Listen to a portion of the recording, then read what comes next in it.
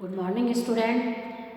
आज क्लास 8 के लिए चैप्टर 19 है जिसका शीर्षक है मनुष्यता। और इस कविता के रचयिता मैथिली शरण गुप्त हैं। अगले वीडियो में कविता के एक भाग को दर्शाया गया था कि रहो न यूं कि एक से न काम और का सरे, वही मनुष्य है जो मनुष्य के लिए मरे। कहने का तात्पर्य यह है कि मनुष्य वही महान होता है जिसमें मनुष्यता का गुण होता है। मनुष्य के दुख दर्द सुख दुख को समझने की शक्ति उसमें होती है। मनुष्य मात्र बंधु है, यही बड़ा विवेक है। यह सबसे बड़ी समझदारी है कि मनुष्य को हम अपना भाई समझ लें, अपना बंधु अपना मित्र समझ लें। यह मनुष्य की सबसे बड़ी समझदारी है। पुराण पुरुष स्वयंभू पिता प्रसिद्ध एक हैं, फलानुसार कर्म के अवश्य बाह्य भेद हैं। कहने का यह तात्पर्य यह है कि मनुष्य तो सभी है। एक ही पिता से 2-4 पुत्र पैदा होते हैं, लेकिन अपने कर्म के अनुसार कोई पुत्र इस संसार में प्रसिद्धि को पाते हैं, लोकप्रिय हो जाते हैं अपने कर्म फल के अनुसार, और किसी को भर्त्सनाएं मिलती है। कारण यह है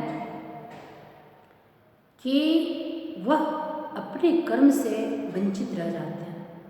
मनुष्यता का भाव उनमें नहीं आ पाता है, परंतु अंतरैक्य में प्रमाणभूत वेद है। इसके लिए हमारे वेद पुराण भी साक्ष्य हैं। जैसे रामायण में महाभारत में भाइयों की चर्चा की गई है कि रावण और विभीषण दोनों भाई थे, लेकिन कर्म के अनुसार लोग उन्हें जानते हैं किनमें कितनी अच्छाइयाँ थी और किनमें क्या बुराइयाँ थी। महाभारत में कौरव और पांडव को लीजिए, दोनों कर्म के अनुसार ही संसार में जाने जाते हैं। अनर्थ है कि बंधु ही न बंधु की व्यथा हरे। मनुष्य का सबसे बड़ा दुर्गुण यह है कि मनुष्य के दुर्गति को दूर नहीं कर सकता, उसको समझ नहीं सकता कि हम भी मनुष्य हैं। काश मेरे जगह अगर ये समस्याएं होती तो मैं कितने मुश्किल में पड़ता। ये बात से वो परे रह जाते हैं। उन्हें सिर्फ अपना सुख अपनी सुविधाएं नजर आती है। रोना इसी बात का है। चलो अभीष्ट मार्ग में सहर्ष खेलते हुए। अभीष्ट का अर्थ होता है इच्छित, मन के अनुसार, यानी आप उस मार्ग पर चलें जहाँ आपकी इच्छा हो। तो अच्छे कार्य के लिए पहले आपको अच्छी भावना मन में लानी होती है, अच्छी इच्छा को उत्पन्न करना होता है, तब आप अपने जीवन में मार्ग को चुन सकते हैं। विपत्ति विघ्न जो परे उन्हें ढकेलते हुए, घटे न हेल मेल हाँ बढ़े न भिन्नता कभी। कहने का अर्थ यह है कि आप जो मार्ग का चयन किए हैं उसमें अनेक बाधाएं हैं, अनेक विपत्तियां आती है। घटे न हेल मेल हाँ बढ़े न भिन्नता कभी। हमारी लोगों से हेल मेल नहीं घटना चाहिए। हमें आंतरिक भावना से लोगों से जुड़नी चाहिए, तब हमें एक दूसरे से भिन्नता नहीं होगी। अतर्क एक पंथ के सतर्क पंथ हों सभी। अगर मनुष्य अपने जीवन में अतर्क है, जिसमें कोई तर्क ना हो, ऐसे रास्ते पर चलने के लिए अगर वह सतर्क रहे, तभी समर्थ भाव है तारता हुए तरे। तभी उसमें ऐसी भावना उत्पन्न होगी, तभी वह वैसा समर्थ होगा कि वह सबको ताड़ सकता है, यानी सबके बारे में समझ सकता है। वही मनुष्य है जो मनुष्य के लिए मरे। बार बार इस पंक्तियों को दोहराया गया है कि मनुष्य वही है जो मनुष्य के लिए मरे, मनुष्य के हित के लिए, मनुष्य के भलाई के लिए, मनुष्य की भावना को ऊपर उठाने के लिए। अगर मनुष्य में ऐसी भावना जागृत होती है तो मनुष्य अनेक विभिन्नताओं को झेलते हुए भी अपने मार्ग पर सतर्क रहेगा।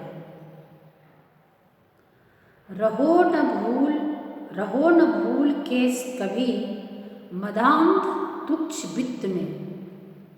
मदांध का अर्थ होता है अपने घमंड में इस प्रकार तुम अंधे मत हो जाओ। वित्त का अर्थ यहाँ धन होता है। तो तुम अपने धन संपत्ति में इस तरह से अहंकार में न डूब जाओ कि संत जन आपको करो न गर्व चित्त में। या तो आप धन के गर्व में न डूबें, या सच्चे ज्ञानी हैं, संत हैं, तो अपनी भक्ति में भी गर्व न करें कि मैं ही संसार को चलाने वाला हूँ। ऐसा गर्व न करें। अंत को है यहाँ त्रिलोकनाथ साथ में।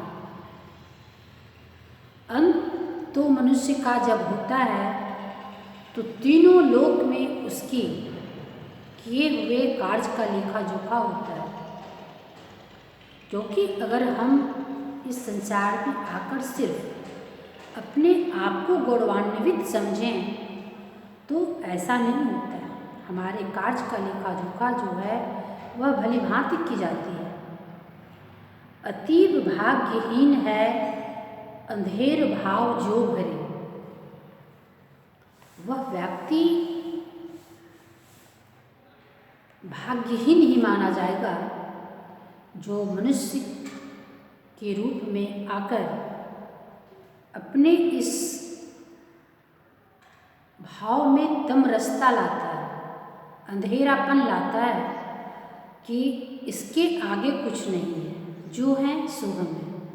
यह उसकी सबसे बड़ी भूल है। वही मनुष्य है जो मनुष्य के लिए मरे। तो अगर हमारे अंदर इस तरह की भावनाएं घट जाती है कि हमसे बढ़कर कोई नहीं है, तो यह भाव जो है हमें अंधेरे में डुबा देता है। उसके बाद हमें कुछ दिखता ही नहीं है। उसके बाद मुझे सिर्फ यह आभास होता है कि हमसे कोई बढ़कर है नहीं। तो आखिर जब कोई बढ़कर है ही नहीं तो उससे हम आगे कैसे बढ़ सकते हैं? हमारी सोच वही सीमित हो जाती है। हमारा लगाव जो है वह दूरियां बना बैठती है। वह लोगों के हाव भाव से दूर हो जाता है। इसलिए बार बार मनुष्यता शीर्षक कविता में मैथिली शरण गुप्त ने आपको मानव होने के नाते यह संकेत दे रहे हैं कि आप अपने कर्म के अनुसार इस संसार में जाने जाएंगे। इसलिए आप अपने अंतरात्मा से मनुष्यता का भाव न हटने दें। मनुष्य हैं तो मनुष्य के प्रति श्रद्धावान रहें। अपने धन वैभव में खोकर इस मनुष्यता का विनाश न करें, क्योंकि मानव जन्म बार बार नहीं आता है। यह एक विवेकशील प्राणी है जो अपने सोच समझ से अपनी ज़िंदगी में अच्छे कार्य को कर अपने जीवन को फलीभूत कर सकते हैं, अपने जीवन में मनुष्य जीवन को कृतार्थ कर सकते हैं। इसलिए आप मानव इस संसार में आकर अपनी समझदारी से जिए। धन्यवाद।